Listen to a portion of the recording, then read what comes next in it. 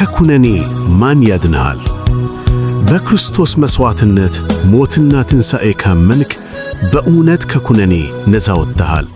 ምክንያቱም እንግዲህ በክርስቶስ ኢየሱስ ላሉት አሁን ኩነኔ የለባቸውም።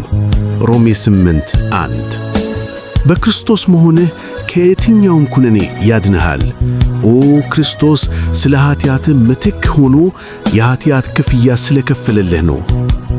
የኢየሱስ ክርስቶስ መሥዋዕትነት ከኩነኔ ፍጹም ነፃ የማውጣት ብቸኛ አቅም ያለው መሥዋዕት ነው።